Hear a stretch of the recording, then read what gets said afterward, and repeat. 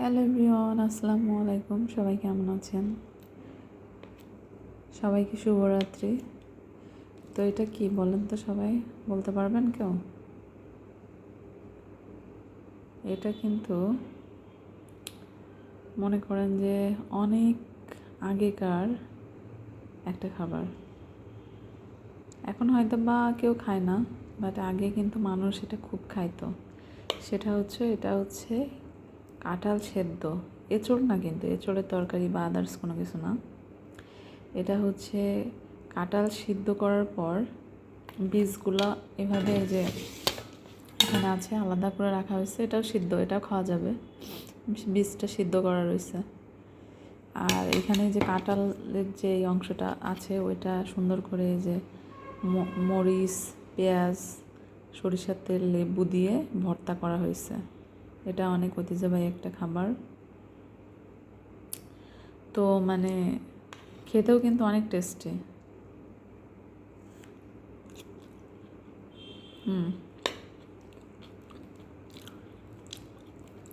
আমি জানি না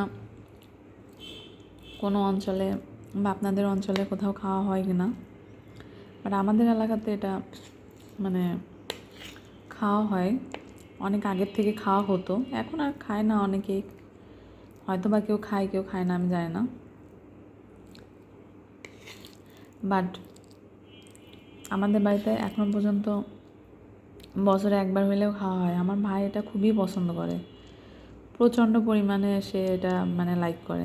এই যে দেখেন কাঁচা পেঁয়াজ পেঁয়াজ দেওয়া আছে।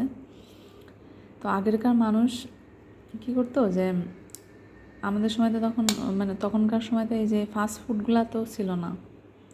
আমরা যেগুলো খাই চাইনিজ, জাপানিজ, থাই বা আদার্স কন্টিনেন্টাল লাইক দ্যাট, এগুলো ছিল না। কিন্তু এই যে ন্যাচারাল এই খাবারগুলো প্রসেসড মানে নিজেরা কুক করে এভাবে করে খাওয়া হতো নাস্তা হিসেবে বা সলিড খাবার হিসেবে। ভাতের অল্টারনেটিভ হিসেবে হয়তো বা খাইতো, জানি না।